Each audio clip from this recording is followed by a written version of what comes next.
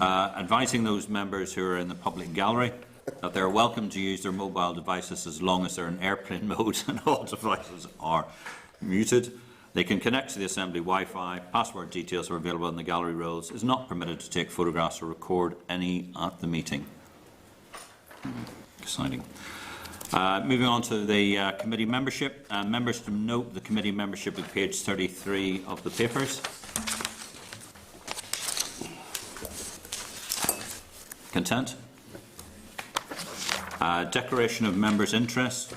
Memo from the clerk is at page 35 of your notes, explaining that all Assembly members are required to register relevant financial and other interest in the Register of Members' Interests.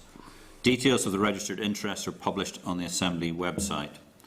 In addition to this requirement, Standing Order 69(5) states that a member who has a financial interest in any matter or a relevant interest in any matter must declare that interest before taking part in any proceedings of the Assembly relating to that matter. In particular, there is a requirement to declare any interests which might reasonably be thought by others to influence the member's approach to the matter under consideration. The proceedings of the Assembly include meetings of this committee. I wish to advise the members that at this first meeting of the committee, members should ensure that any financial or other interests which relate to the remit of the committee or which are likely to be relevant to a substantial part of its work are drawn to the attention of the committee. It should be noted that failure to register and or declare an interest may be an offence under Section 43 of the Northern Ireland Act 1998. Does any member here have any interest to declare? That is no. I would like to remind members that the rules governing the registration and declaration of interest are contained in the Code of Conduct and Guide to the rules relating to the conduct of members, and that further advice and guidance is available from the Clerk of Standards in room 254 in this building. Committee procedures. I'll ask members to note the following guidance papers: the Guide to the Powers and Operation of Statutory Committees for Chairpersons and Members. That's on page 39 of your notes. The role to the guide of the chairperson at page 50 of the notes, and guide for members on the role and functions of the committee office, which is on page 57 of your notes. I would like to draw to the members' attention particularly guidance on privileges and matters of sub judice. Under Section 50 of the Northern Ireland Act 1998, for the purposes of the law of defamation, absolute privilege applies equally to the making of a statement in proceedings of the Assembly and the publication of a statement under the Assembly's authority. This privilege also extends to the meeting of the committee. Members should note, however, that privilege does not extend to press conferences or statements made to the press. May I quote, "Committee members should be aware of the potential problems associated with discussing a matter that is sub judice, that is a matter which is being or is about to be considered by a court. Sub judice rule required by Section 41 and Schedule 6 of the Northern Act 1998 is contained in Standing Order 73. It provides that any matters in respect of which legal proceedings are active should not be referred to in committee proceedings, except to the extent permitted by the committee chairperson. In such cases, the matter awaiting adjudication should not be prejudiced by comment in a public session of a committee meeting. The rules relating to this are summarised in the Guide to the Powers and Operation of Statutory Committees for Chairpersons and Members that members have been provided with on page 32. Are we content with that? And guidance of timescales for interaction between committees and departments. I'm asking members to note the guidance paper on page 59, which sets out the timescales for the provision of information and evidence between departments and committees, and was agreed by the Executive and Assembly Chairpersons Liaisons Group. I'd like you to turn to page 59 and let's just review those.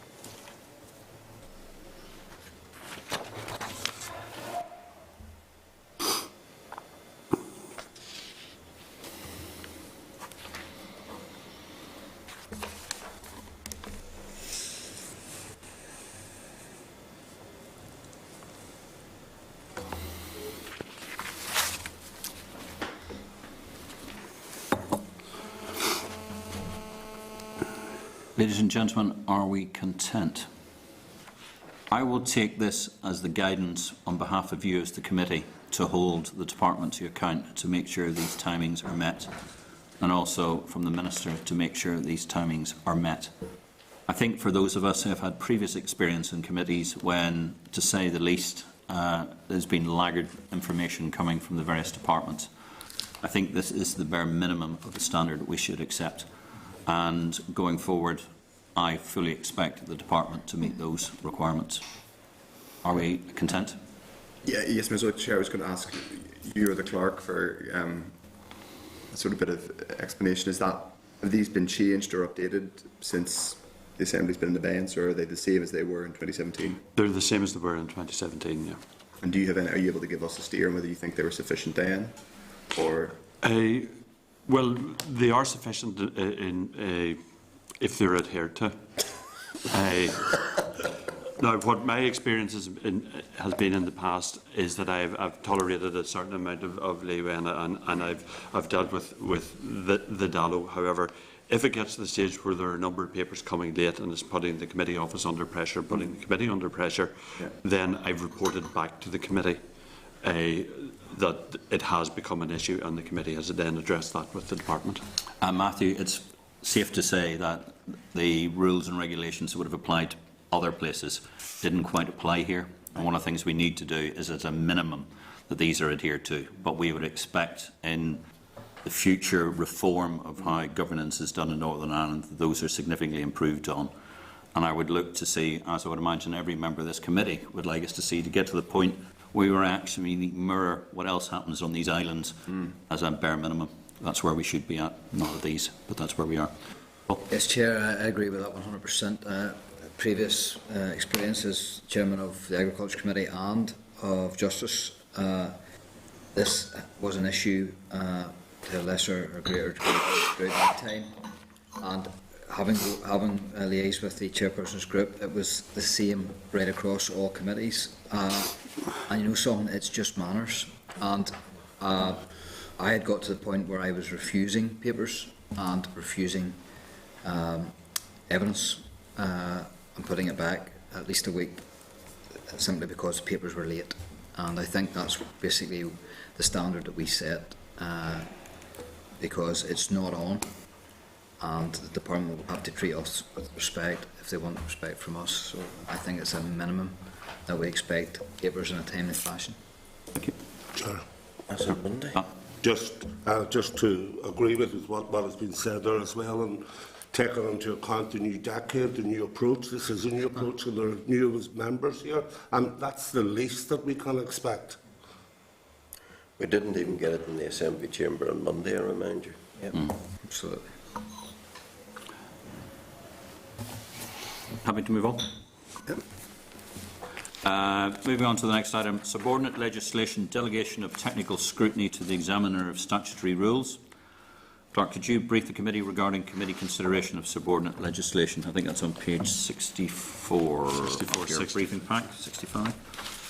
Remember, statutory rules are made, as members will know, to bring subordinate elements of primary legislation into law.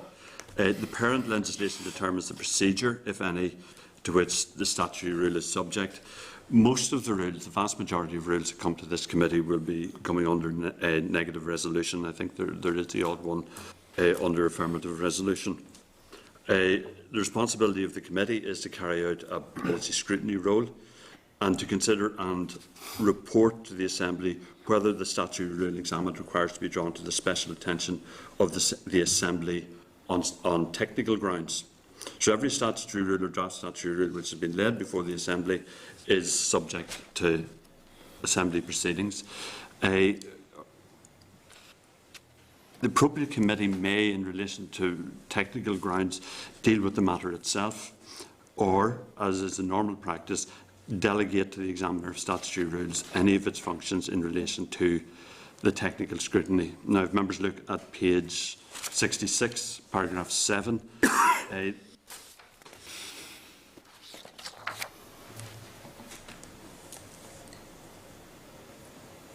The committee is required to consider and report to the Assembly whether the statutory rule examined requires to be drawn to the special attention of the Assembly on any of the following grounds. So that's the grounds in the bullet point.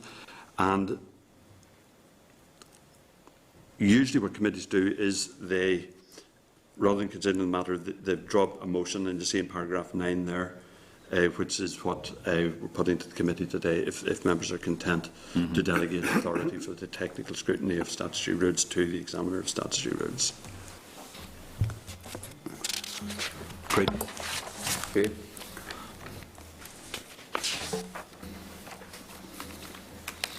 And I should read that out, shouldn't Yes, I? Yeah. Chair, Yeah. that's the question. And that the Committee for Finance, under Standing Order 43, resolves to delegate to the Examiner of Statutory Rules the technical scrutiny of statutory rules referred to the Committee under the above-mentioned Standing Order.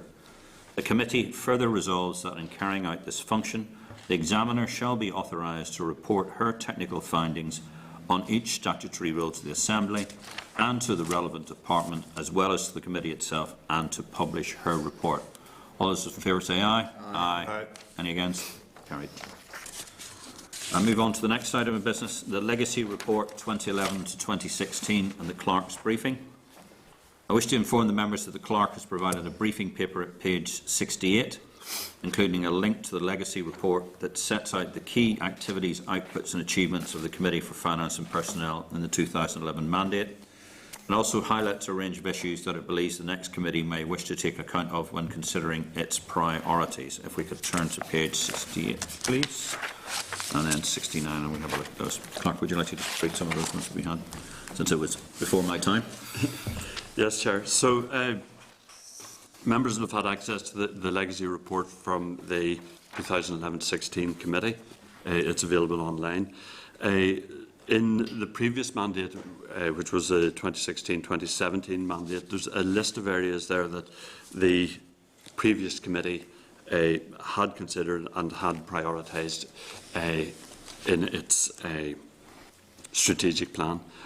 Many of those issues I'm sure members will want to take forward again. There's some of them that maybe have fallen by the wayside, but of course that's a matter for the committee to consider, and this is really just to inform members in advance of looking at the forward work programme and considering the strategic priorities for the committee for this mandate.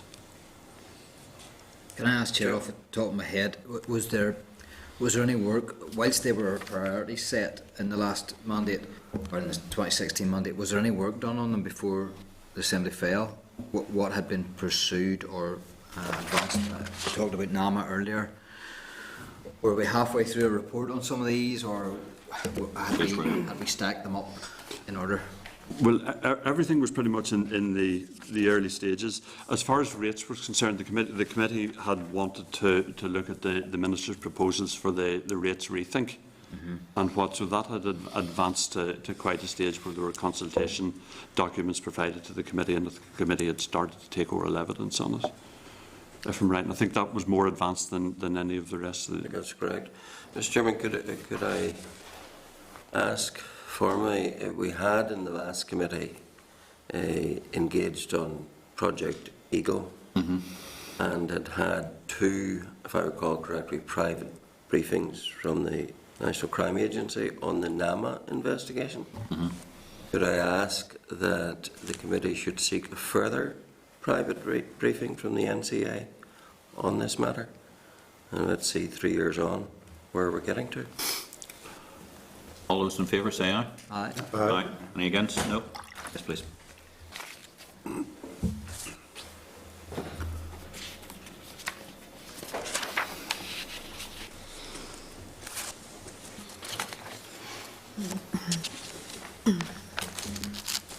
Perhaps, Chair, it would also be useful, now that the voluntary exit scheme has run its course, to ask for a paper from the department on the outworkings of that and the perceived successes or otherwise. Useful to have that. All those in favour? Agreed. Agreed.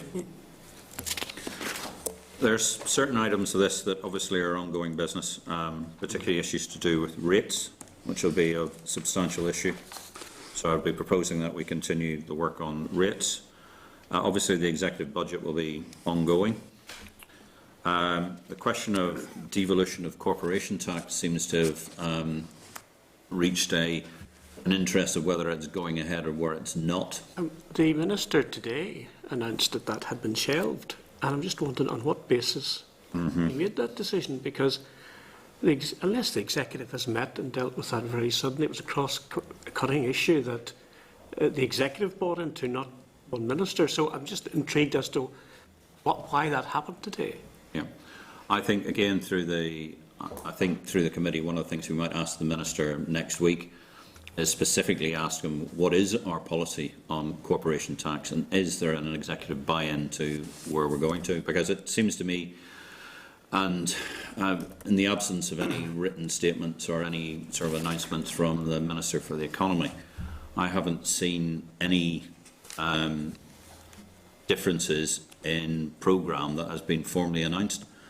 And I also find it quite surprising in that we have Invest in I at this present moment in time leading business groups, and part of their sales pitch for FDI in Northern Ireland is the fact that we're looking to lower corporation tax. We really need to find out from the Minister, or more appropriately from the Executive, what is the future direction and policy. And maybe that will drive our questions on corporation tax, whether we take this on as a work stream going forward. But I think we should be asking the Minister that when we see him next week. I agree. I think yesterday we had the Minister making his position clear. Then this morning on the radio we had the Economy Minister with a different nuance on the subject. So I think I agree, we need to know, is it on or off the table? And I think there's also another issue, and I'll sort of bring you in there in a wee second, Sean. There is an issue, of course, there seems to be differences of opinion of whether we're going for tax-raising powers or we're not going for tax-raising powers. Are we raising rates? Are we not raising rates? Are we bringing water rates? Are we not bringing water rates? Are we doing tuition fees? Are we not? It would be useful, particularly because it's fundamental to understanding sort of the financial sustainability of Northern Ireland, that we get a view of where the Executive is in these issues. Describe their chair as panic. Not the word we use in this committee, Mr. Deputy Chairman. Sean, sorry. I think Brexit will remain a priority, Chair. Yep, agreed. Just on that, the document New Approach suggests there may be a separate Brexit committee. I don't think there's been much light shed on that, whether it would be a statutory committee or a standing committee, or whether it would take away any of the oversight powers that we would have. So I think at an early stage we need to get some enlightenment about that. Yeah, indeed. You will notice in the Chamber on Monday, I asked the question of the First and Deputy First Ministers what the process was about setting up the sort of the Brexit committee as laid down in the new decade. I was going to use some other sort of statement about it, but the new document about going forward. I think that is vital that we get an indication of that, because the interrelationship, Sean, especially around Brexit, and the fact that we're 11 months from now, Northern Ireland will be in a separate form of whatever is going on vis-a-vis sort of the European legislation and the rest of it, and that's going to have substantial fiscal implications to Northern Ireland. And we as a committee need to be taking a very close look at what we're doing about in preparations for this and dealing with these issues going forward. But yes, I think that needs to be a substantial level of this. I think with this, by the way, there are 3 Jims in this committee. There's Clark Jim, very intelligent Jim, and there's me. So when you say Jim, I think at times we panic. I think it's coming to us. Just to add to your shopping basket, and maybe to flag this up with the Minister, is I think we've all been lobbied on civil service pay. Yep. And it falls on this committee to deal with that. And the argument I think that many of us are receiving, courtesy of a campaign launched by one of the unions, is that civil service pay has fallen behind in real terms over this last 10 years. Obviously, they've watched what we've done with the nurses, and I think they're saying, us too, please. So I think we would need, I know the Chair and the Deputy Chair meeting the Minister, but I think at an early stage we need to get a briefing on what's happening there. Thank you. Bridget? Sorry, you just skipped on fairly quickly from the topic that I wanted to actually just No, please, no. comment on. Whenever we talked there about the devolution of corporation tax, and then sort of the power, we'll say, in terms of the raising of tax, and that the power in terms of devolution and the setting of the rate are two different issues in a sense. And I thought it's still important, you know, that maybe it's taken in that context as well too. And I'm not that sure, just if whenever the Minister was talking, I haven't heard what was said today, but while that was implied that they had no interest in taking on board the responsibility of deciding on, we'll say, whatever the rate is one way or the other, you know, in relation to corporation tax. But I thought that's still an area where we need clarification. Thank you, Ross. Sure. Sir. Just on the frame of that, and take in mind that the Minister is coming in to speak to us next week, there was an announcement on an increase of pay for MLAs that we, or none of us, I presume, ever got sight of, or it may well have been there. It was set, yes, it was set from the Commission in order to bring this in, but I myself, as a new MLA, was not aware of that. And from a PR exercise, it was, you know, it was just terrible bad timing for us all, and I've had loads of messages that is coming in there. Are we, as the Committee for Finance, is there an MLA, is there some strategy where we can have some input into that commission? No. Or is it completely separate from where we are? No, that's the duties and responsibilities of the Commission. Yes. And that's through the sort of the MLAs who are sitting on the Commission to deal with the Commission to do that issue. Yes. And obviously I think I represent all our views here, is that the timing of this announcement and the fact that an announcement, it was deemed that we were due a pay rise, which I don't think we were, bearing in mind we haven't been sitting for sort of 3 years, and the implications of that and how that's being portrayed.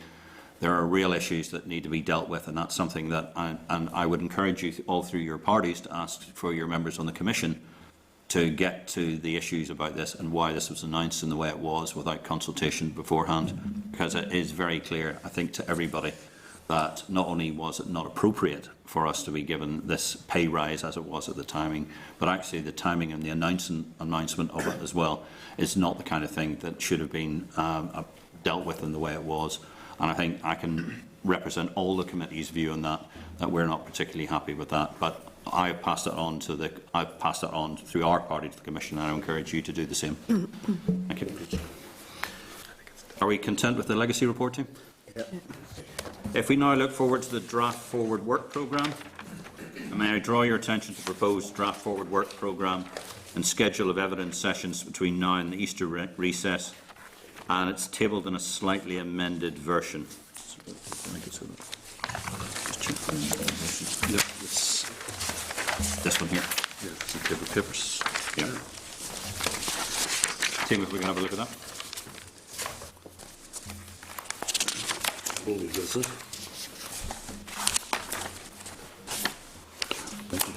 Yeah, if you could, yeah. Mr. Chair, the amendment is that the oral evidence session overview and priorities for strategic policy and reform directorate scheduled for the 12th of February has been brought forward to the 5th of February. Sorry, to the 29th of January to coincide with the briefing on subordinate legislation from pensions, which it hasn't.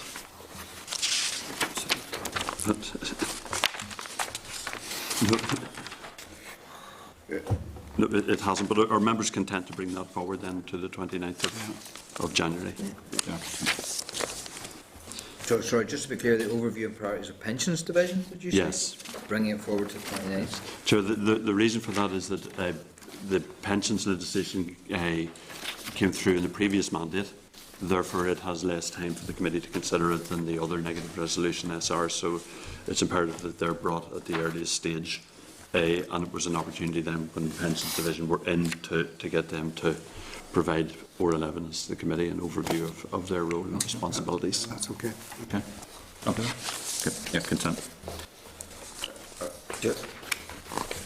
Well, I appreciate from that as the work progresses, we can add to this programme of work, but could I flag up an interest that I'd like the committee to seek some research on, less in consequence of that research. It's a matter which could be put into the programme of work. What I'm thinking of is, with the introduction of same-sex marriage, there are considerable issues pertaining to the question of conscience in respect of civil registrars.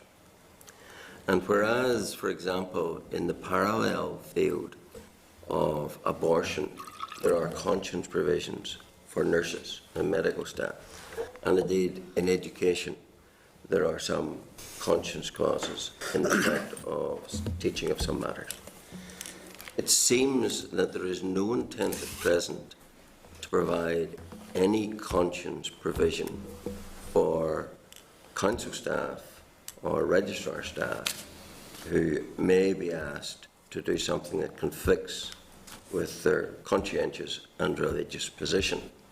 So I would have liked the research staff to be invited to prepare a paper for us setting out the comparative conscience provisions that exist in other sensitive subject areas, in contrast to the position in respect of marriage registrars. The NIO has issued a consultation to provide opt-out and conscience provisions where they are religious marriages, but there's no parallel provision in respect of civil marriages. And I'd like a paper prepared addressing those issues. Commentary?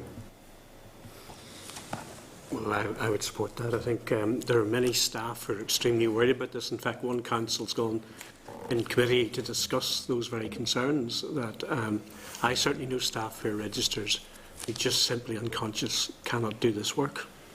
Now, they should have the option of opting out to allow perhaps those who don't have a problem with it to do so. And remember, there are councils in Northern Ireland who have never performed the civil partnership ceremony to this day, and therefore they've never had to confront this issue. Now, there's no doubt there will be in February a sort of a number of these coming through for obvious reasons, and I think staff should have the right to step aside and say, look, this isn't for me, in the same way that churches have been given the right to say, look, we're not going to allow our premises to be used for same-sex marriages. Just for my understanding, is this because of the finance department? We have the departmental solicitor comes under our remit. So marriage law comes under our remit. This marriage, so therefore it's landed on our table along with if same-sex marriage had remained a devolved issue, it would have come through the Department of Finance, right, and this committee. Chair, I would, if I could comment, I would be concerned about doing that under the auspices of the committee, while I respect the position of others who, it's a completely, and I understand that conscience is a legitimate question at this point, and people have differing views and that are sincerely held. My comment / question would be, if research reports can be commissioned by individual MLAs, would it be better for individual MLAs to make those requests and they can publicise them? So I have a two-part question. One, would that be a better way of doing it rather than the committee's time? In recognition of the fact that, as many of us have said today, we are, in a sense, in the front line of proving to the public that we are focused on value for money and improved governance in Northern Ireland. That it might be it might be slightly odd to some people if one of the first bits of business of the Finance Committee is to look at this. Notwithstanding, I accept it's a very important issue to people, and I'm not saying individual members can't pursue it, but I would wonder if it's something to be done at this moment under the auspices of the Finance Committee. And then my second question is, if it was done, would it be publicised, and what is a bit more information? That would be my question. Yeah, again, understanding the members' views, and I totally agree with Matthew on that. And is it the role of this committee to do that? Well, Could I comment on that? Jim? It's a subject matter which falls within the jurisdiction of this committee. In consequence, it is something that this committee, in due course, could decide to examine. My proposal is a very simple one, that in the context that it's within the jurisdiction of this committee, and something that I, as a member of this committee, would like to see the committee perhaps ultimately examine, I think it is wholly appropriate that, without commitment to where it goes hereafter, that we should at least inform ourselves through the research paper as to what precisely are the legal parameters and the present provisions and how they compare with other sensitive issues. So I do think if it's something that's within the ambit of the committee, then it's wholly appropriate that it should be a committee request. And that's why I make the point in the committee, rather than simply asking for it as an individual member, because it's the jurisdiction of this committee we're talking about. Yeah. Oh. Yes, Chair. Through the course of the life of this committee, we will be asking for all sorts of research papers on all different subjects, notwithstanding a particular subject. It is just practice that we would be asking and requesting research papers. That's, I think, if I'm reading it right, that's what Jim is asking for. I would have no problems. Anybody asking for research on any given topic that falls within the remit of this committee, and we'll find that as we progress through our journey here, there'll be maybe 2 or 3 research papers asked for every week on different subjects. So, notwithstanding the subject, it shouldn't be an issue just to get research done that we can then all inform ourselves of. So I understand it, sort of, Jim Allister, just in other words, I'm Jim Wells, so we get all the right. Brinny Jim. Chairman Jim, an ordinary Jim. Outsider Jim. Yeah, awkward squad Jims. No, he's the awkward one. All 3. Yeah. But the proposal is that we request research to see if there's any grounds for taking this any further. To set out for us what the current actual legal position is and whether or not there are any governmental plans to deal with it, and to compare and contrast it with steps taken in respect of other conscience issues in other fields that are sensitive. Can I add to that? In other jurisdictions also, Yeah. to see what has been done, but best practice in other jurisdictions. Copy that. Sure. And maybe in addition to that as well too, it isn't just an issue, say, for the individual, but also a responsibility then on council to ensure that they make provision in terms of the equality basis for all people who would wish to go along and avail of their services and that there, so that it couldn't just be limited to, i.e. the conscience of individuals, which effectively in some cases could leave a council area without anyone in a position to perform that marriage, ensuring equality for all citizens. Well, I'd have to say, I think once same-sex marriage is in, the registrars have a statutory duty to provide it. Mm-hmm. It's a question of whether within that framework there could or should be a conscience right for individuals to say, well, someone else will do that, I'm not doing that. It's not that a council would opt out of fulfilling the statutory duty. It's that what the rights of council personnel or registrar personnel would be. So just to, thanks for, sorry. Maybe to counter or to try and stay with the approach, would it be possible that I would counter that proposal to say that we take more time, we find out what are the other mechanisms, as Matthew's already stated. It may well be there for individual MLAs to be able to go and access that research of themselves, and rather than, I mean, we're not asking a long wait here in order to find out, and someone will come back maybe with a paper on the parameters of the research, or how it infringes upon this committee, or what are the wider aspects of it. So I'm asking for a recess maybe of a week until we get something back, exactly what it is that we're looking to do here, and how it will impact on any further decisions of the executive or whatever within are coming from this committee. It doesn't impact on anything. It's simply informing us of what's going on out there. I've sat in this assembly for 25 years, and every week a committee will ask for information. Sometimes it'll go absolutely nowhere. Sometimes it will steer the committee in a certain direction. But it's with the committee's consent what we do with this information. We're not holding ourselves to anybody, and we're certainly not holding the executive to anything. Yes, well, I'm not disagreeing or agreeing with anything that you've said there, Jim, but I'm saying that I personally wasn't aware that this was on us today, and I would like a little bit more time. I'll do my own research before I find myself or being asked to take a vote on this now. So I would like to counter-propose that we put making that decision off until next week. And I make that as a proposal. Okay.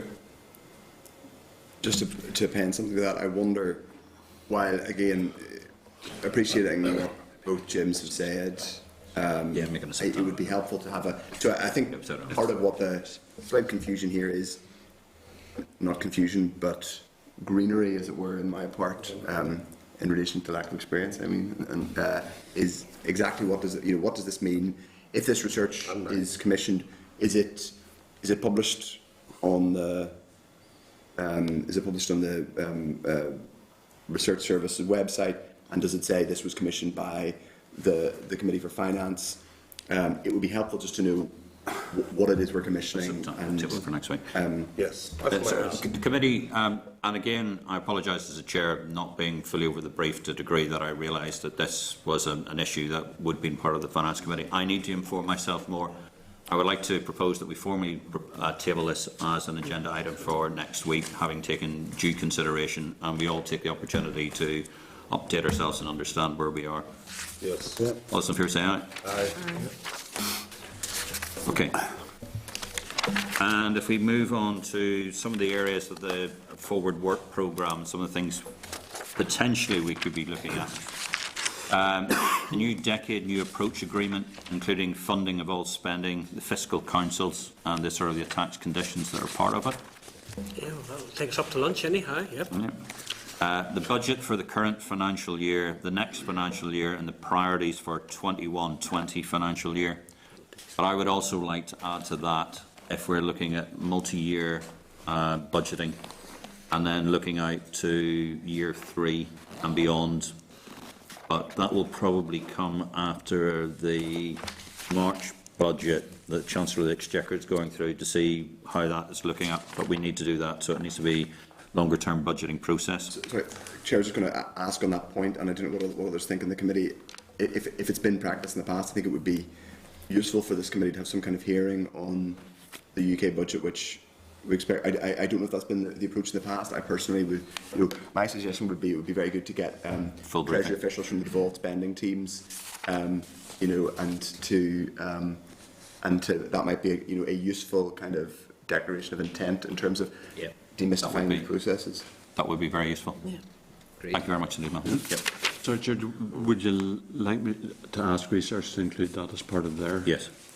But also the Treasury have officials who are part of the devolved spending group, the devolved administrations group. Devolved spending team, yeah, which sits within public spending group in the Treasury. So there's a Northern Ireland spending team. There's a separate devolved group. There was a few years back when I was there. Matthew, would you like to extend a proposal that we propose that we invite one of them to come and sort of give evidence to the committee?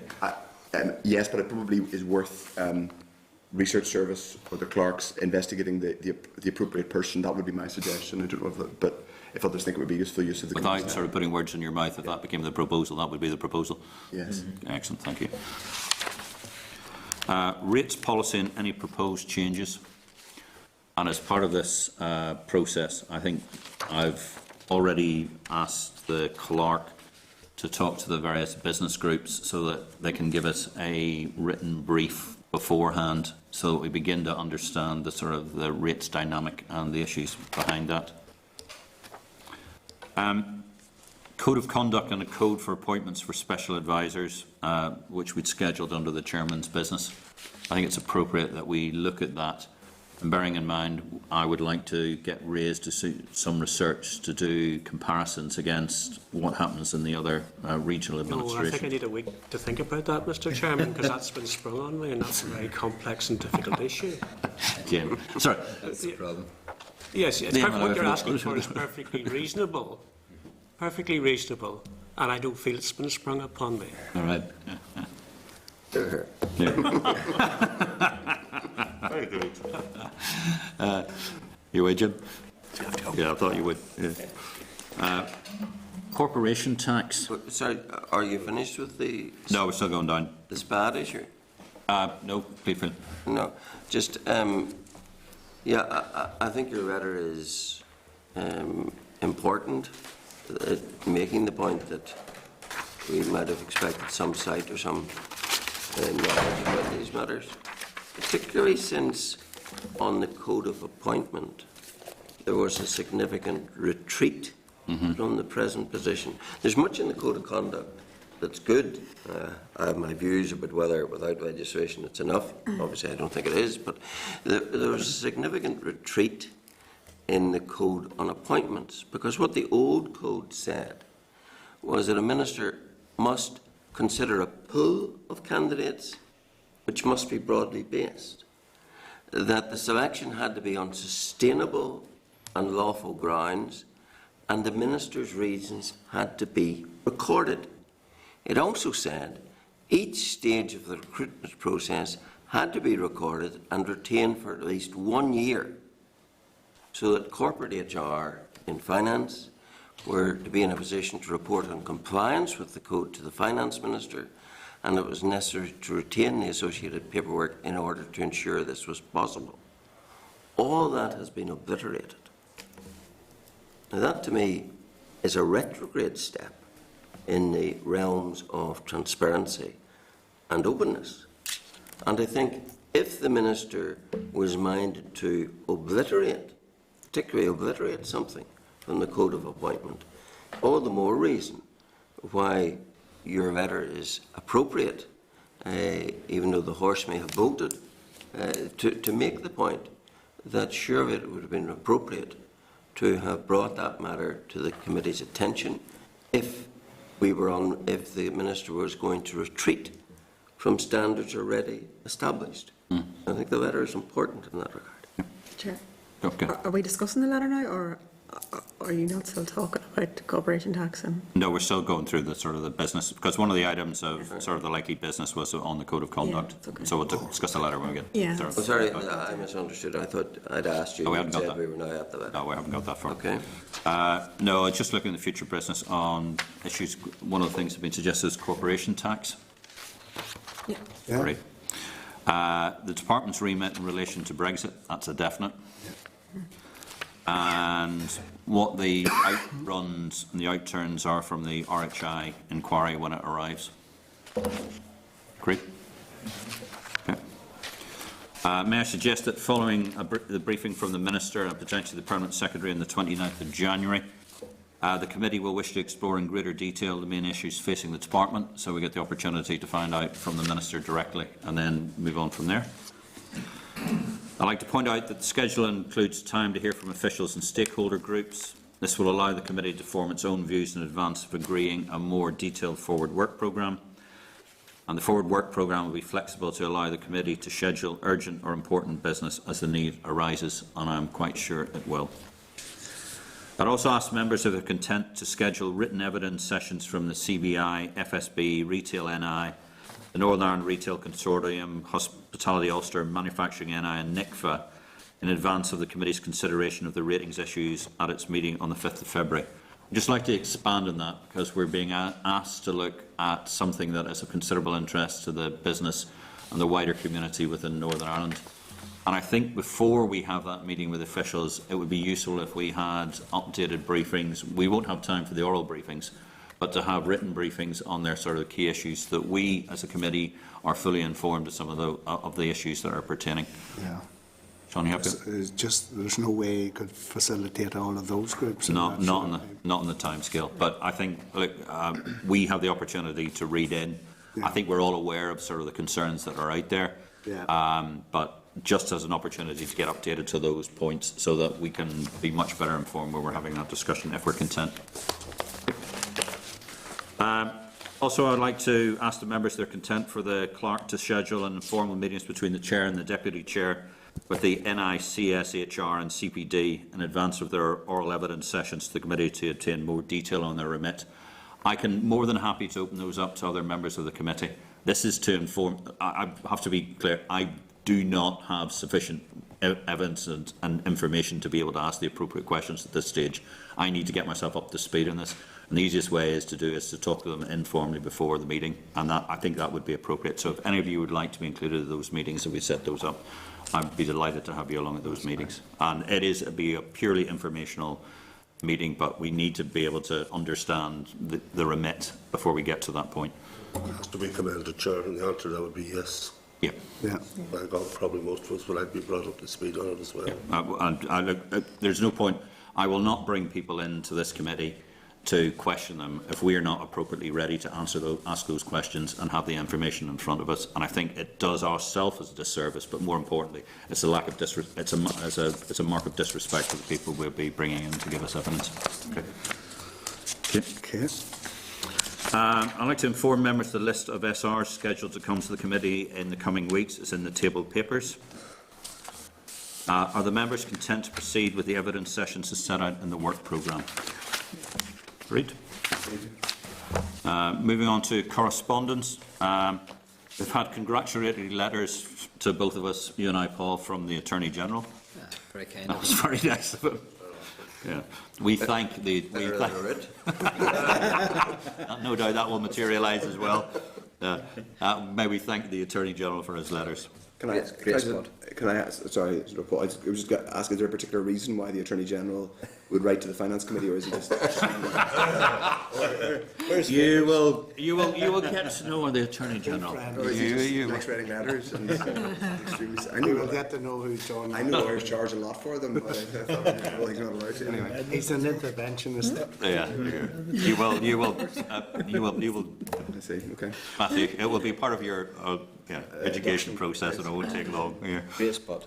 Okay, I'd like to now move on to chairperson's business. I'd like to inform members a letter tabled from the Minister inviting the chair and chairperson to an introduction meeting on Monday, the 27th of January. That's scheduled for 11:30. I'll just ask the members if you're content to arrange this meeting. Agreed. I'd like to draw the members' attention to the written statement to the Assembly on Monday, the 20th of January regarding the Special Advisor appointments. The letter of the business to the Business Office, Code of Conduct for Special Advisors, letter of appointment issued to Special Advisors, remuneration of Special Advisors, and code governing the appointment of Special Advisors. I was, to say the least, quite disappointed that, having been aware from other sources that information had been available for several days beforehand, that as a courtesy, the committee, as the chair of the committee, had already been informed, hadn't been informed of that. So I would ask the members to say that in the interest of openness and transparency, it would have been appropriate for the committee to have had the opportunity to consider and comment on the policy proposals before they were agreed by the executive, because I believe there was time for that. I'd like to inform members that in anticipation of the committee's agreement, I have asked the clerk to draft a letter to the Minister expressing the committee's disappointment regarding the way this was handled. The draft letter is included in the table papers. Gemma. Yeah, Chair, it's just I understand where you're coming from and agree with most of the letter, but I think the tone is a wee bit inappropriate. You know, if you've said it in your letter about being a new decade in your approach, maybe we should start off with a better working relationship with the Minister. I understand we have to hold him to account, but I think the letter's a wee bit too confrontational for the subject that we're discussing. I understand where you're coming from, but I just think you know, we need to tone it down a wee bit. Comments? I don't know how you would tone it down. It's very anodyne, I would have thought. But I earlier made the comments I made about, I think, the need for the courtesy was all the more by reason of the fact that there was a significant retreat on the code on appointments, liquidating all the requirements to consider a broadly based pool, to record the reasons for the appointment, so that all that could be held and examined. And the removal of all that, to me, is the total antithesis of the embracing of transparency. I think that's a very retrograde step. So I think, given that, your letter's fine by me. Paul? Yes, Chair. I have no problems with the letter whatsoever or the content. You're not going into any detail around policy. You're basically talking about the fact that due diligence and process hadn't been adhered to with regards to openness, transparency and cooperation of this committee. If we do not get off on the right foot with the Minister and the Department on how we will conduct business, they will try everything they can in order that we don't get involved and informed of all the policy decisions. So we need to make sure that we step off on the right foot and we have a professional relationship with the Minister and his department. I believe this letter is fine. I believe it's strong enough. It has to be strong enough, and it's civil and it's businesslike, and I support the letter 100% and the content. And I do think we need the opportunity to speak to the Minister and the Department on the content of the policy, which is what Jim was raising earlier, which is the secondary part of this process. But the letter, to me, is fine. Okay.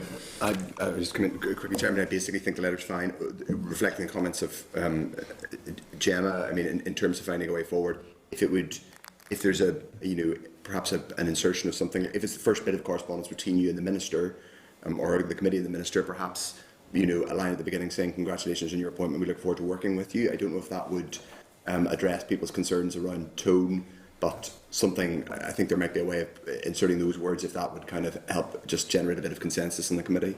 Other than that, I think Okay, we'll insert, through the committee, I will insert a congratulations on being Minister, first line. Okay, thank you very much, Steve. Could I draw members' attention to an email and newspaper article from Retail Northern Ireland regarding Reval 2020 on page 107?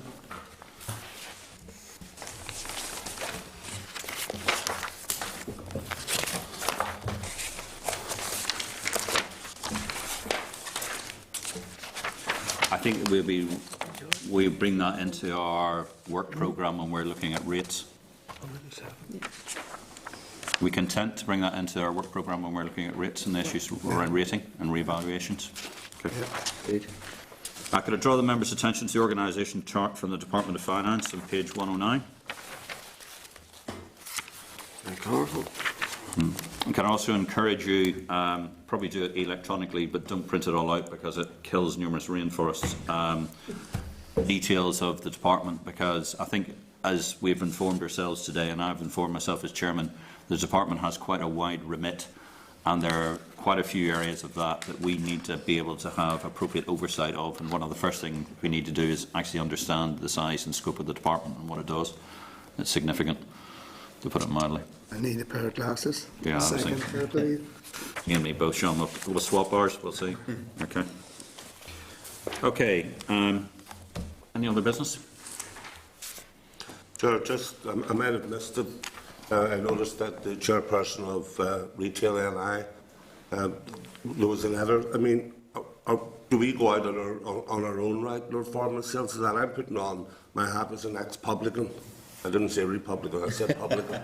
But I'm just putting on that hat, and the stresses, with which rates has on that retail sector especially, and I'm not sure just myself, even though I've been out of the bar now about 5 or 6 years, if there still is that monopoly which is charged to licensed premises.